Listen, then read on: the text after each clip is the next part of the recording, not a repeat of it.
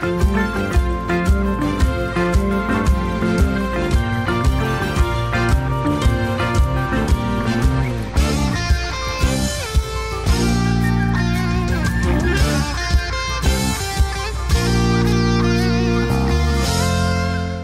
Isaias boqonnaa 30 lakkoofsa 15 ergaan guyyaa irraa sinii qabuun siniif dubbisa.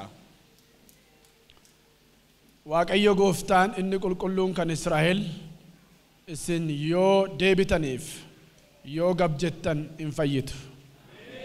Calluma jettanii yoo amanattanis hin jabaattu. Jedhe isin garuu hin diddanii jedha. Irran deebi'aa dhagaa.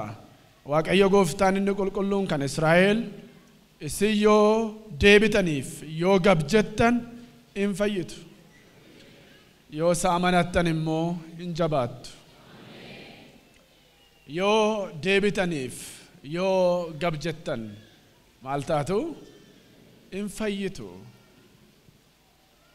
Deebi'uuf gabii keessa maaltu jira? Fayyinatu jira. Maanni deebi'uun gara yaada waaqayyootti gara karaa waaqayyootti deebi'uudha. Lakkoofsa 21 gadi siqeeyoon sinii dubbisee akkas jedha. Yemmus isin gara mirgaa yookiis gara bitaatti adeemuudhaaf jettanii sagalee tokko isin booddeedhaan isinitti dubbata. Karicha isaa kanarra adeemaa utuu isiniin jedhu gurri keessan hin dhagaa. Maalicharra adeemaa? Karicharra adeemaa utuu isiniin jedhu gurri keessan hin dhagaa. Maanni karichi? Yohaannis saduraa boqonnaa 2 lakkoo ergaa Yohaannis saduraa 2 5 gaafa dubbiftan namni isatti nan jiraadha jedhu jedha. Karaa ilmi waaqayyoo darberra darbuuti isaaf taa'edha.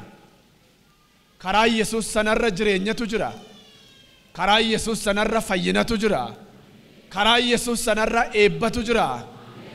Namni gara yaada waaqayyootti gara karaa waaqayyootti gaafa deebi'u fayya.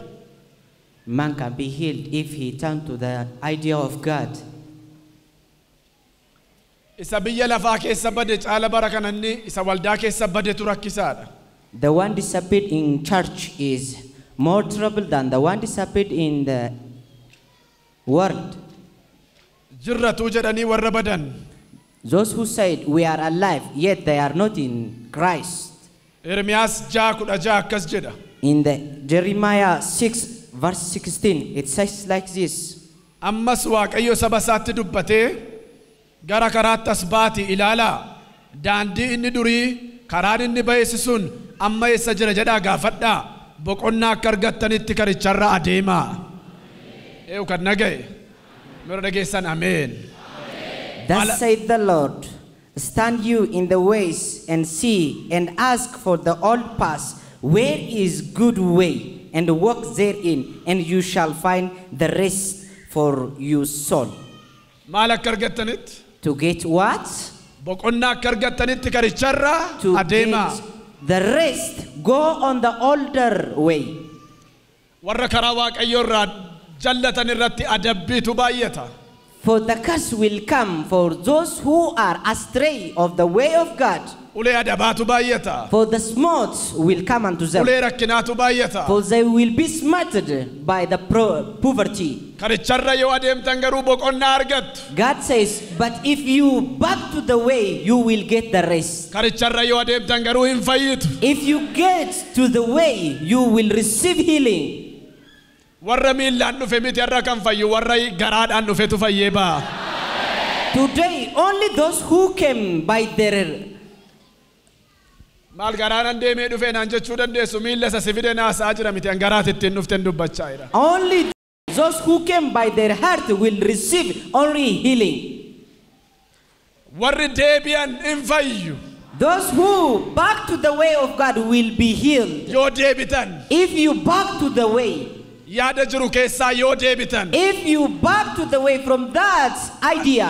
Qalbii keessan yaada keessan gara fannootti yoo deebiftan. If you gather your idea, if you repent to the cross. hin fayyitu. You will be healed.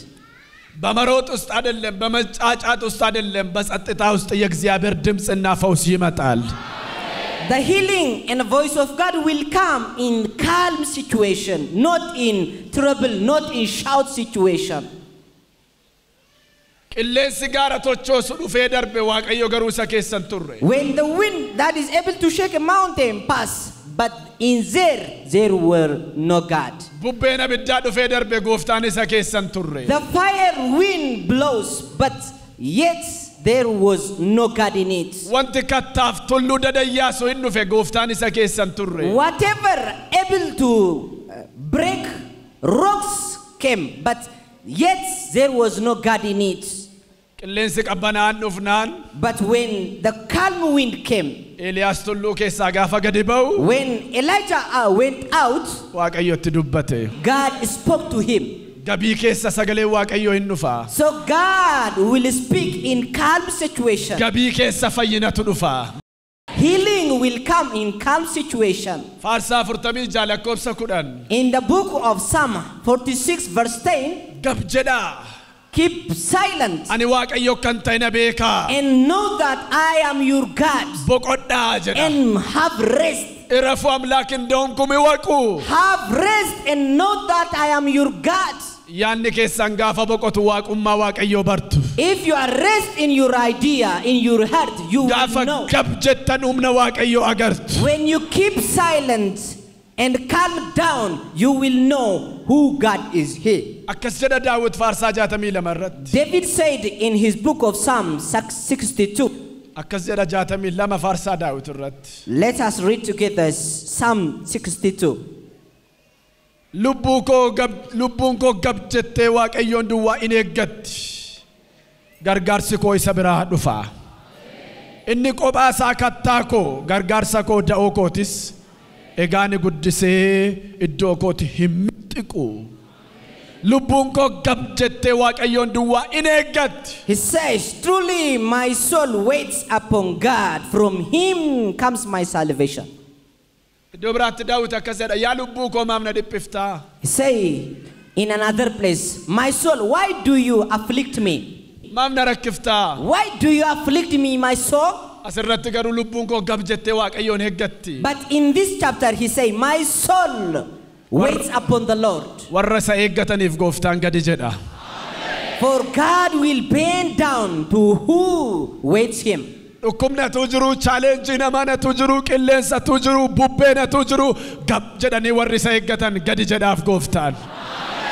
any wind, in any situation, to those who are waiting upon the Lord, God will bend down for their sake. That is why in book of Psalm 40, I wait upon the Lord, and he inclined unto me. He picks my leg from slippery mud and put my legs up, my foot upon the rock. So if you want to listen to him, keep silent. If you want him to incline to you, back to the truth. Back to the truth in back to the cross. Go back to the cross. Calm down. You will be healed. I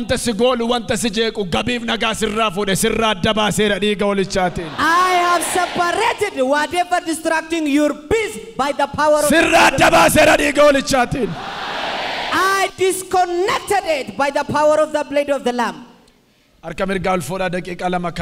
Lift up your right hand and let us pray for 2 minutes. Then after that we will go to worship.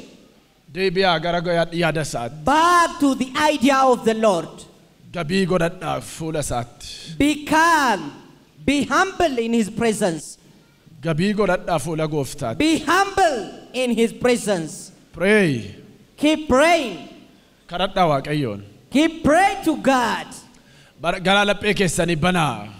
Open doors of your heart.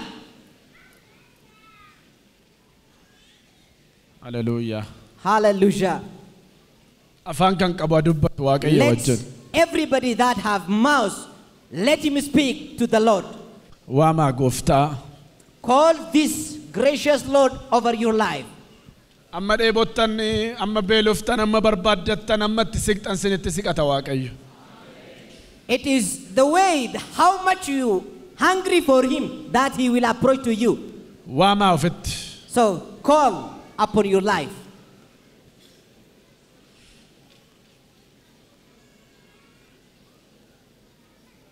Keep calling. Meet this power of the Holy Spirit. Meet. Debia. Back to the truth. Karicharra yoo adeemtan boqonnaa argattu. For you will get rest if you back to that way. Karaan durii sun eessa jedha jedhaa gaafadhaa. Ask for that truth way. Kiristiyaanummaan faashinii hin qabu. For the Christianity has no fashion. Akkuma gaafa jalqaba ifti jireenyaa sun siife sanaati. As you understand in the beginning, it is Akkuma gaafa gowwummaadhaan gooftaan si waame sanaati. It is the same as the day of your foolishness. Akkuma gaafa jalqabaa sodaaf naasuun gooftaa si keessa jiru sanaati. It was the same as the day you have the fearing of him. Kadhadhaa Waaqayyoon duratti. Keep praying. Be humble yourself in his presence and pray to him. Keessi kee kan du'e, afurri kan si keessaa du'e. If you are dead in your spirits, Jaalalli si keessaa kan du'e. because you missed love, Humna dhiifamaaf humna jaalalaa kan gatte. because you are unable to forgive, Keessi kee gogaa kan ta'e. for you are yet dried, Hongee afuraatiin kan rukutamte. if you are smote by carnally and spiritually, Caamsaa afuraatiin rukutamtee kan jirtu. Ji'a afura kee jaamee kan jiru. if you are blinded in your spirit, Keessi kee bu'ee kan jiru. if you are dead in your inner man, Alangaa dhukkubaaf seexanaan kan tumamtu. if you are being kicked Irraa sii kee romna dhiiga Yesuusiiti. by the rod of sickness, I deliver you right now. Irraa sii kee romna dhiiga Yesuusiiti. I loose to you by the power of the blood of Jesus Christ. Afurri kee afayyu ganama kana. Be healed in your spirit. Bultoon kee afayyu ganama Be kana. healed in your marital. Gaa'illi kee afayyu ganama kana. Be healed in your. Irraa sii keera. I loose. Sii keera. Loose. Sii keera. Sii keera. Sii keera. I loose to you Humna jibbaarraa siniika. from that power Humna of hatred. jibbaarraa siniika. From that power of Humna hatred. jallinaarraa From siniika. that power of evil. Humna jibbaarraa siniika. From that power of. Araara gochuu dadhabuurraa siniika. From power. Afura dadhabbiirraa siniika. I deliver you from that power. Sii keera humna dhiiga Yesuusiiti. Evil by the power of the Fire. Jesus Christ. Afurri kee afayyu, sammuun kee afayyu. Be healed in your spirit and in your mind, Gaa'illi kee jireenyi kee afayyu. in your marriage, in your life. Fayyi. Be healed. Humna jibbaarraa, humna jallinaarraa, From the power of evil and hatred. humna dadhabbiirraa, From the power of infirmity. humna jireenya kee abjuu kee nyaaturraa. From the power consuming your life and your dreams. Sii keera humna dhiiga Yesuusiiti. I lose to you by the power of the blood of Jesus. Sii keera kana I maal. delivered you. Sii keera. I delivered you. Sii keera. I delivered you. Sii keera. I delivered you. Sii keera. Delivered you. Humna dhiiga olichaatiin. By the power of the blood of the Lamb. Humna dhiiga olichaatiin. By the power of the blood of the Lamb. Dhibee qoricha hin qabne kan namni siif hin beekne kan nyaatamtu. If you have been consumed by incurable sickness, Jibbi dhukkuba namni namaaf hin beeknedha. that is hatred. Jallinni dhukkuba namni namaaf hin beeknedha. That is evil deed. Qinqanii afura kee nyaatu. The devourer of your spirit. Qinqanii jireenya kee The nyaatu. devourer of your life. Kan fayyaatti si ajjeese fayyaatti si oolse. That is going to beg Diinni you. karaa argatee dadhabbii keetti argatee dhukkubaaf alangaa dhukkubaaf seexanaan kan si tumu. Alangaa xibaartuun kan si tumu. That is opening Jireenyi the kee way shaadoo du'aa jala kan jiru. to the strike of demon and Irraa sii keera. I delivered you. Irrasi kera, irrasi kera, irrasi kera, irrasi kera. I lose to you. Irrasi kera. I lose to you from that Irrasi day. kera. I lose to you. Irrasi kera. I lose to you. Irrasi kera. I lose to you. Irrasi kera. I lose to you. Irrasi kera. I lose to you. Irrasi kera. I lose to you. Irrasi kera. I lose to you. Irrasi kera. I lose to you. Irrasi kera. Irrasi kera. I lose to you. Irrasi kera. I lose to you. Irrasi kera. Hallelujah. Hallelujah. Warri amantani afurri keessan gaafa fayyuu safoonii fayyuun salphaadha. If you believe, if you are healed in the spirit, it is easy to be healed in your flesh. Dhukkubi namni namaaf hin beekne dhukkuba afuraati. The unknown sickness is a spiritual sickness. Fayyi, fayyi, Be fayyi. healed from that spiritual sickness. Fayyi, Be healed. fayyi. Be healed Humna dhiiga olichaati. by the power of the blood of the Lamb. Fayyi, Be healed. fayyi. Be healed. Maal keedha namichi? Mucaa keedha. Maal taate? Tuma kadhatamaa jiru iyyite. Maaltu yisiise? Beektu waansa? Kottu hin bartaa?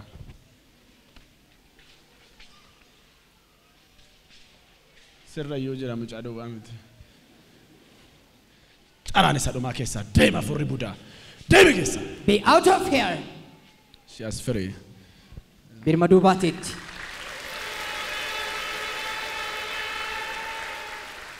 Banaa ija keessan warri amantan yeroo dhukkuba afuraatti fayyitanii isa dhibee adda addaa siin qabeerraa fayyuun salphaadha. If you believe, if you are healed spiritually, it is easy to be healed physically.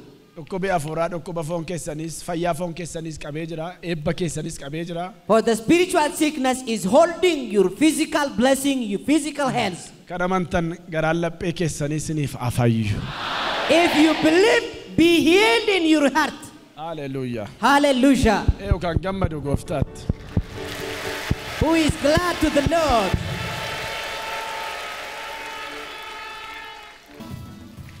Harka mirgaa ol fuudhaa kadhatadha. Lift up your two hands.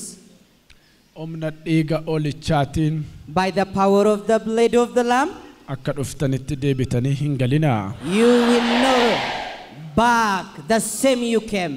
Hidhamtanii kan dhuftanii kamaa baa. If you came tired, be Dadhabdanii loose kan and go dhuftan home. jabaadhaa baa. If you came here weak, be strong and go home. Jabaadhaa baa. Be strong. Tusinas jirtanii hidhaan gola keessaniif mana keessanii haa hiikamu. As you are here, may you be loosed at Humna your home. dhiiga Yesuusiitiin. By the power of the blood of the Lamb. Ameen. Amen.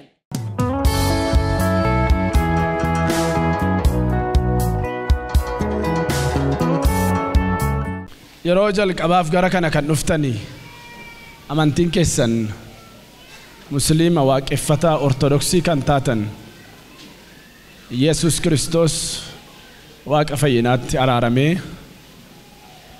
du'a jalaa ooluun barbaada kan jettan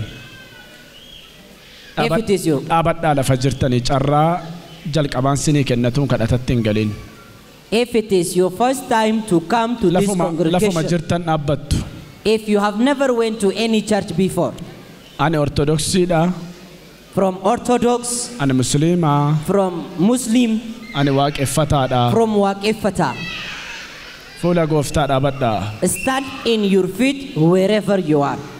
Kottaas gara aarsaa. We welcome you to the altar. Kottaa. You are welcome. Come to the front.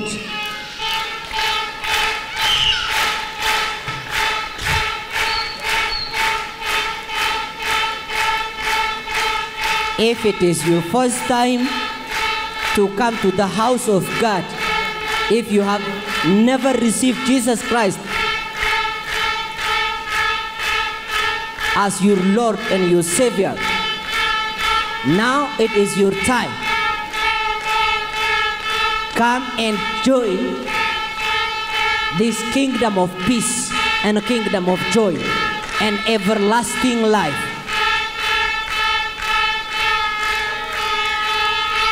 God bless you as you are coming. God bless you as you are coming. Jabasses.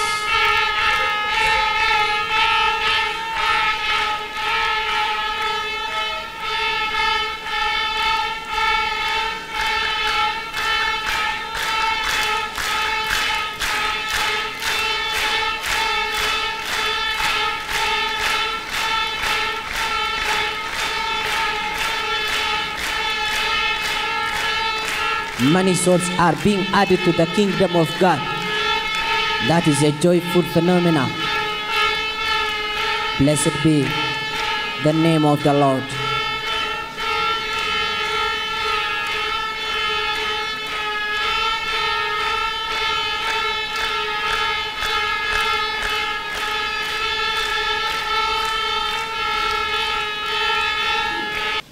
Hallelujah. Hallelujah. Bagana gan duftan. You are all welcome. Mana nama duftan miti mana waaqayyo duftani. You are not at individual's house. You are at God's house. Goftani sin jaallata. God loves you all. Harka lamaan ol fuudhaa gara waaqayyootti. Lift up your two hands and follow. Harka lamaan ol fuudhaa. Lift up your two hands. Harka keessan lamaan gara gooftaatti. Lift up your two hands to the Lord. Ija walirra buusaa waan an jedhu na duuka bu'aa jedha. Close your eyes and follow the prophet. Gooftaa Yesuus dubbadha. Gooftaa Yesuus har'aa kaasee qulqulluu maqaa keetti amaneera. Biyya lafaa seexana hojii fooniif dhiigaa ganeera. Yesuus Kiristoos fayyisaa lubbuu kooti. Gooftaa jireenya kooti godhee ofirratti moosiseera. Maqaa koo galmee jireenyaa irratti naacaa fi abaarsa narra jiru dhukkuba narra jiru dhiigalma kee Yesuusiin narraa miicci. Waan na simatteef si haa galatu. Mana kee keessa na dhaabi. Dhuga baatuu kee na godhi. Amen. Amen. Amen. Hallelujah. Hallelujah. Gubbaa dhattanii gorsa fudhattu. You will go to the upper stair and Gorsaaf macaafa sinii kennu. you will receive a Bible. Dhukkubaaf gaaffii qabdaniif isa dhuftaniif boodan harka sinirra kaa'ee sinii kadhadha. And you will come back for any of your issue and I will pray for you. Toora galaa deemaa. Go to the upper room.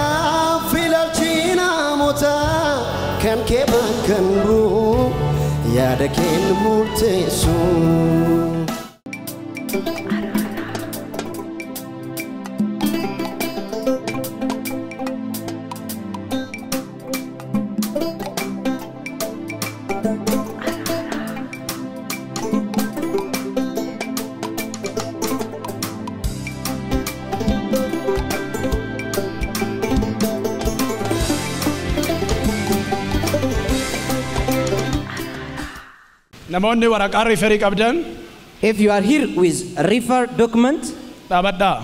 stand in your feet. Xaxarii kalee, By kidney sand, asmaa, by asthma, giffiitii blood pressure. dhaabadhaa. If you have been suffering and being afflicted by such a sickness, stand in your feet right now. Ibidda waaqayyootu isinitti qabatam. For the fire of God will locate you right now. Namoonni asmaa saayinesii dhukkubsatan dhaabadhaa. If you have been suffering of asthma, sinus, stand in your feet right now. Namooti riifarii taatan qaxaroo mana yaalaatii qabdan dhaabadhaa. If you have an appointment from hospital, if you are with a document right now, stand in your feet. Okay, maqaa Yesuus Kiristoosiin pestaaliin kun dhiigadha, abiddadha, dhiigadha, abiddadha. I declare this plastic paper to be changed to blood and fire, blood and fire, blood and fire. Dafaa ittira Shade them very fast. warri riifarii taatanii If you are referred, riifarii keessan laphee irra qabaa dhaabadhaa. put your document over your chest. Nama barbaadeef immoo pestaalicha kennaa hundaaf miti abbaa barbaadeef. Omna dhiiga olichaatiin ammaa kaasee ajajeera. I command by the power of the blood of the Lamb right after this time. Omna kaansarii, omna sukkaaraa, You power of cancer and the diabetes. omna kalee, You power of omna kidney- kalee You power of kidney sickness. qabaa. Omna kalee, You power of kidney sickness kalee irra kan jiru, over the kidney. kalee irra kan jiru. From that kidney, Ergamaa du'aa, you angels of days, ergamaa du'aa, you demon of days, ergamaa du'aa. you demon of days, Garaacha qabee kan jiru, holding their stomach, kalee qabee kan jiru, holding their kidney, dugda qabee kan jiru. holding their back. Amma si ajajeera, Right now, I command you. amma si ajajeera. I command you. Iyyisiisi, Let them shout. balaqqamsiisi, Let them vomit. abidda sitti naqeera, For you are catch by the fire. abidda sitti qabsiiseera. I catch you fire. Gadhiisi bayi, Release them and go. gadhiisi bayi, Release them and go. gadhiisi Release bayi, them and go. gadhiisi bayi. Release them and go. Qabaa qabaa gadhiisi bayi. Release them and go. Abidda abidda abidda abidda abidda. Behold is a fire. Rada ba ba ba ba ba ba ba ba ba shi ba ba ba ba ba ba ba ba ba ba ba ba. Qabaa qabaa keessa galaati riba ba ba ba ba ba ba ba ba ba ba ba ba. Abidda abidda qabaa foqirra abidda abidda. Fire. Fire. Abidda reka jabbi hele reka jabbi hele. Abidda abidda Fire. abidda Fire. abidda. Fire. Garaacha qabee kan jiru, dugda qabee kan jiru, mataa qabee kan jiru, Holding their head. harka miila qabee kan jiru, Holding their hands. sammuu qabee kan jiru. Holding their Humni koronaa vaayirasii, You power of God. humna asmaa, Power of asthma. humna giffiitii, Power of blood. humna HIV. Power of HIV. Abidda sitti naqeera, I set you. abidda sitti naqeera, abidda sitti naqeera. Abidda, abidda, abidda, abidda, abidda. Hey, hey, hey.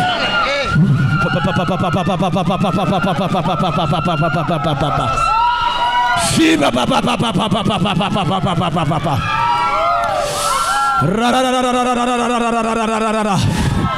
Abidda abidda waaqayyo gooftaa maccaa fiigaa jiru. Ila abidda fiigaa jiru argaa jira. I am looking. Abidda abidda. Qabi qabi qabi qabi. Abidda reeka jabbi helei. Abidda abidda. Fire.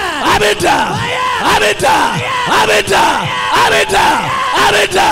Abidda. Abidda. Abidda. Hey! Fire. Hey! Hey! Hey! Hey!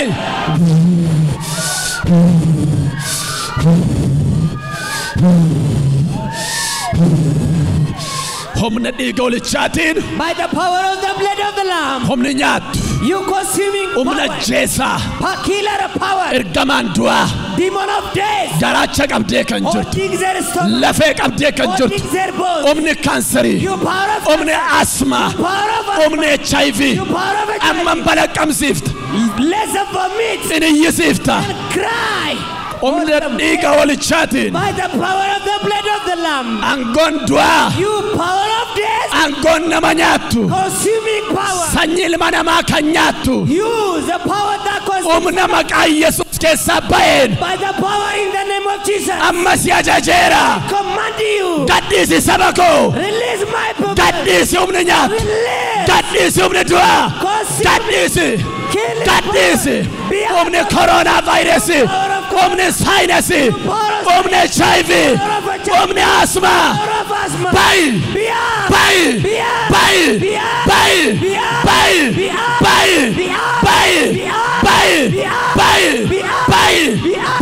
Be out of sight.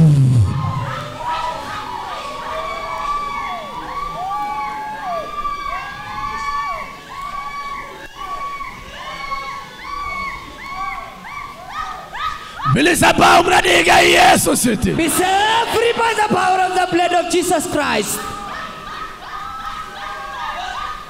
Inolcha inof kolcha. He is a deliverer. Waaqa jalatti dinqiif milikkita gurguddaa inni hojjeta humni maqaasaa. The name of Jesus is able to do miracles and wonders under the sun. Yeroo dhumaa ajaja. I will command for this last time. Qaanqee abiddaa namootatti faca'uun And argaa. I am looking to the flame of fire moving through the congregation. Qaanqee abiddaa. Flaming fire. Gurra duuche ija jaamse. To that sickness that made them to be blind Coggarraa qabee narvi dugda mataa qabee kan and jiru. holding their stomach and their back. Xaxariin kalee. That kidney son. Humni asmaa. The power of asthma. Humni giffiiti. Power of hypertension. Humni du'aa. The power of death. Ilaa abidda faca'utu jira nama baay'ee dhiiga balaqqamsisee iyyisiisa amma. The flame of fire has scattered Ergamaa du'aa. you power. Ergamaa du'aa. You angels of death. Ergamaa du'aa. You angel of death. Kan saba koo nyaattu. Eating my people. Amma yeroo tokkoof yeroo dhuma abidda fura qulqulluu sitti facaaseera. I catch you by the fire of the Holy Spirit for this last time. Ingadhiifta kalee, You ingadhiifta will sammuu. release their kidney. You will release their Ingadhiifta breath. jireenya, ingadhiifta abjuu. You will release their breath Humna dhiiga Yesuusiti. by the power of the blood of Jesus Christ.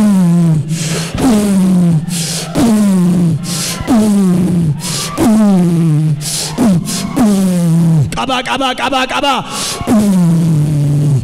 Rabababababa sandoro bogara labarabas. Gubadhu dugda keessa. Set on fire. Gubadhu maaysanirra. Because Gubadhu gamaaysanirra. Because Gubadhu garacharra. Gubadhu. Because Gubadhu. because Gubadhu. because Gubadhu. be set on Gubadhu. fire. Gubadhu. Be set on Gubadhu. fire. Gubadhu. Be set on Gubadhu. fire. Bilisaba. Be set free. Ba kan jirtan lixa kaaba kibbardi kamirraayyu. From Bilisaba. what? Be set Bilisaba. free. Be set free. Bilisaba. Set free. Ba. Set free. Humna dhiiga Yesuusiti. By the power of the blood of Jesus Christ. Humna dhiiga Yesuusiti. By the power of the blood of Jesus Christ. Qaba fooqirra. Humna dhiiga Yesuusiti. By the power of the blood of Jesus Christ.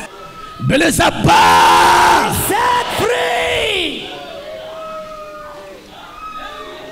Humna dhiiga olichaan. Bilisaba. Blood of the Lamb. Be set free. Buqqiseera si keessaa humna si nyaatu. I have uprooted Buqqiseera humna du'aa. the power of death. Buqqiseera humna du'aa. The power of death. Buqqiseera humna du'aa. The power of death. Buqqiseera humna du'aa. The power of Humna dhiiga Yesuusi.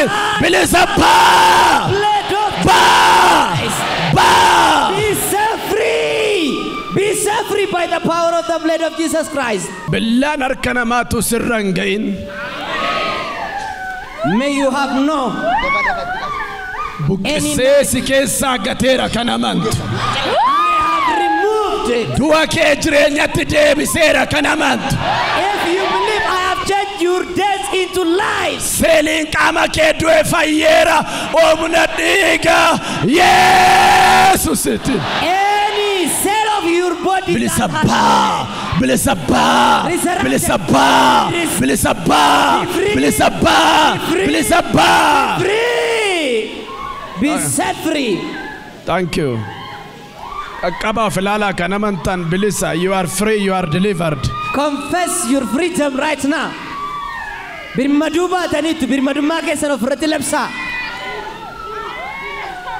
Hallelujah. Hallelujah. Warri sin balaqqamsise ulfina gooftaaf ol fuudha. Lift up whatever you vomit for the glory of the Lord. Nama baay'ee keessa dhiiga bahe. Many were delivered with such a blood vomit as you can see from the screen. Obna dhiiga hoolichaan bilisa ba'a. Be set free by the power of the blood of Jesus Christ. Amen. Amen. Irraa kaasee kan amantu sirraa adda baaseera humna du'aa. I have disconnected that power of death from your life. If Sirraa you adda believe baaseera dhiiga hoolichaatiin. by the power of the blood of the Lamb, Sirraa adda baaseera. you are separated. Sirraa adda baaseera. You are set apart. Sirraa adda baaseera. You are set apart. Sirraa adda baaseera. You are separated. Mana yaalaa dhaqee ilaalame bilisa ta'uu kee kottuu dhugaa bahe humna dhiiga hoolichaan bilisa bilisa bilisa bilisa. I declare you are free, you are free, you are free. Allu, afragallu.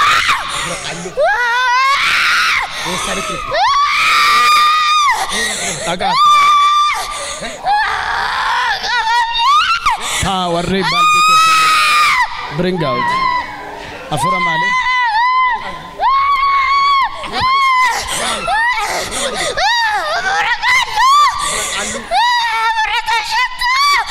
Baay'ee keessa. Be out of here. Maal ta'e kana? Kai mucaa? Maaltu si dhukkuba ture mucaa? Coggaarraa. Coggaarraa. Mucaa amma kanaa coggaarraa dhukkuba. Kottu. Inni si lolu sirraa adda baheera. Maaliif qabde?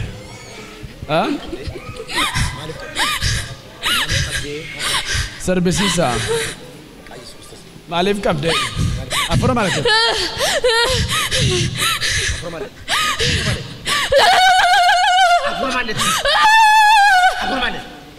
Afura maal qabde? Jake, bale Jake. Afura maal qabde? Ha? Seenan jedhe. Seenan jedhe. Afura maal qabde? Ha? Seenan jedhe. Dhukkuba maal keessa keessa?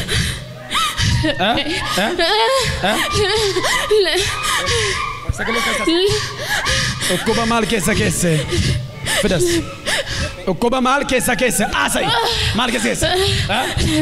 Laphee. Baay'ee keessa.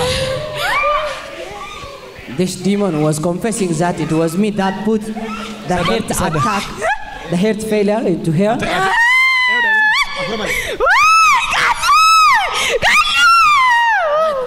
Allo, fagedin. Faged. Fagedin.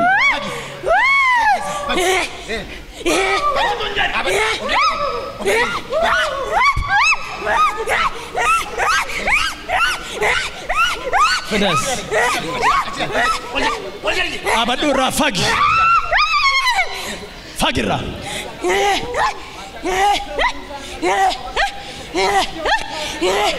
This is the ritual ceremony for the demon. Akalamma fan fagnetti gara biddasi olitti. Dambisati rukuttaa laphee dudda kutaa Maal gochuu barbaade? ajjeesuun barbaade. Deem gara bidda barabaraatti. That spirit went out with this ritual manifestation as man of God ordered to be out of fear. Now is the deliverance time when you are receiving the deliverance.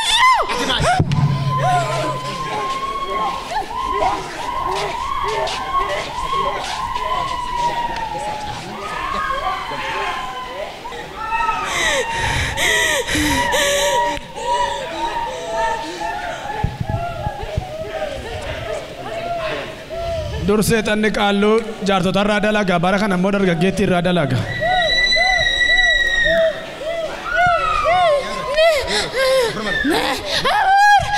Abuura budaa. Bay!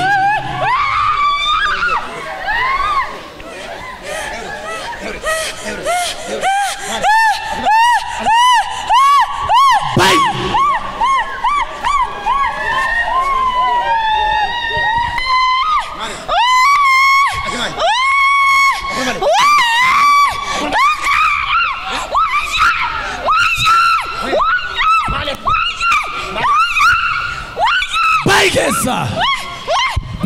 out of here. Gara bidda bara baraatti sokki.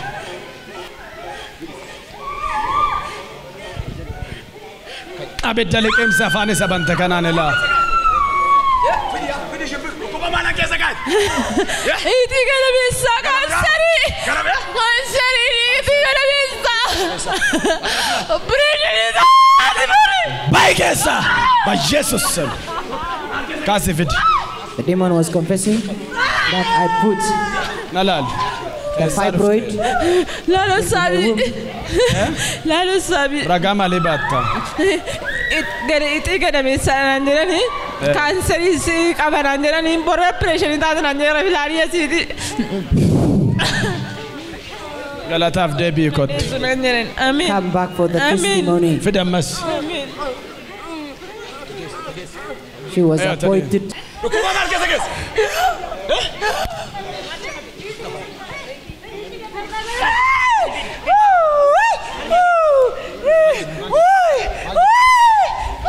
Baikesa. Be out of here. Ukuba kefodi bay. Baikesati. Be out of here. With your sickness. Baikesati. Be out of them. Baikesati. Be out of them. Fides. Baikesati. Be out of here.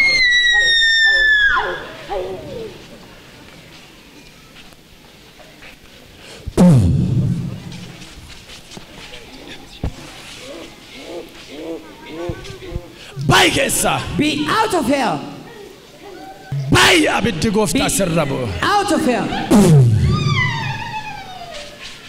Amma keessa caraan kun isa mana yaalaatti inni kaan sukkaara inni kaan gifeeti. Every demon crying right here. Iti When they went to the hospital, mana yaalaatti akkas jedhama. they are named Mana dooktar Yesuusitti immoo seexana hundumti isaa. by different sickness. But here at the house of Master Jesus, they are demons. Maaliifi Why? burqaan ammeenyaa hundinuu ee'uudha. Every source of evil is from where? Seexana. From devil. Bay keessaati. Be out of here.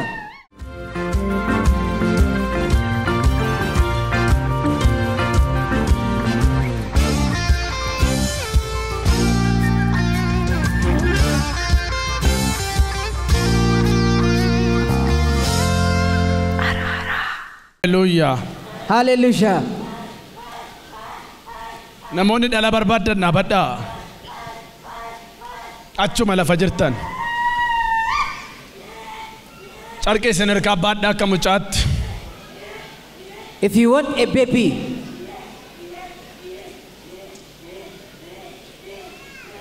Maqaa Yesuusiin warri carqee baattan kun waggaarraa dhiira fidaa kottaa. I Dhiira declare, fidaa kottaa. bring a son coming here. Sirraa kan bahu gadameessa keettis afee kan hin beekne Missing your conception arraa kaasee right after this day. gara gadameessa keetti dhala ajajeera. I command a son to you. Ajajeera. Womb. Ajajeera. I command. Ajajeera. I command. Ajajeera. I command. Ajajeera. I command. Ajajeera. I command. Ajajeera. I command. Ajajeera. I command. Ajajeera. I command. Qaba qaba ajajeera. I command. a Ajajeera. blessing. I command. Ajajeera. I command. Ajajeera. I command. Ajajeera. I command. Ajajeera. I command. Ajajeera. I command. Ajajeera. I command. Ajajeera. I command. Ajajeera. I command. Ajajeera. I command. Ajajeera. I command. Ajajeera. I command. Qilleensa gooftaatu sin keessa darbaa jira. You are feeling the wind of the Lord. Warri qilleensi kun sin keessa darbu waggaarraa mucaa fiddanii dhuftu. If you feel such a wind, you will come. Qilleensa hojjechuu with a waaqayyo son. ajajeera ajajeera ajajeera ajajeera ajajeera ajajeera ajajeera ajajeera ajajeera I command. tokko lama Two. sadi. Take it, take it, take it, Froda, take it, take it, Froda, take it. Froda. Umna dhiiga Yesuusin. By the power of the blood of Jesus dhiiga Christ. Yesuusin. By the Amen, power of the amen, blood. amen, amen. Amen. Amen. Amen.